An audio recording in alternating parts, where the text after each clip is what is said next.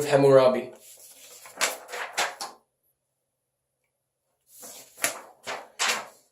Before Hammurabi, Babylon was a small, fairly populated village. He built up Babylon into the kingdom we know from the history books today. He implemented many of the systems and infrastructures into Babylon that we can recognize in most countries today, such as centralized government, bureaucracy, and expansion of governed land into civilization.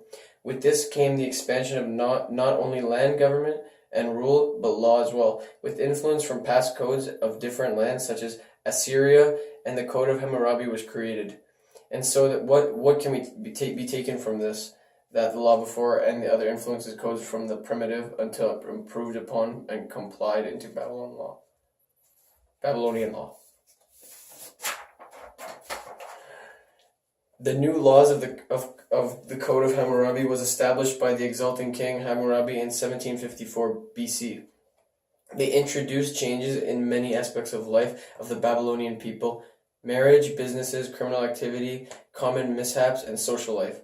For a time, whereby our standards would be considered savage, this was very progressive. It enabled these aspects of life to be overseen in a way that just by their standards not so different from ours. Laws such as about punishment for slander, contracts for businesses, agreements, divorce, and even employment laws, all meant for order and step forward to a more civilized society. The law made it so that people's actions would be made accountable for what could be primitive from the type of law system we have today. Need for evidence, just treatment, all aspects considered in some ways. It pushed for the society form of justice, treatment, and other punishments for them to be taken into hands of the government more so than before, creating a less unfair civilization. And like mentioned before, many of the laws we observe from back then can be seen as primitive and rudimentary forms of what we have today, especially with laws concerning the treatment and relations of other people and society.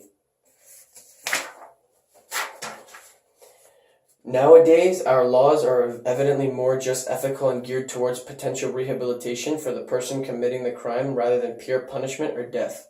However, there are some elements to Hammurabi's we can recognize in our own legal system today because of how progressive it was for its time.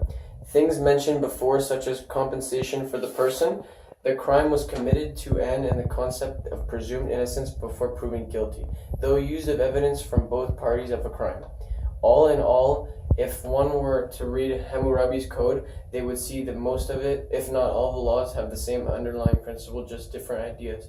Principles of punishment, compensation versus rehabilitation, and jail time. Shit. Ooh, look, it's so fucked up.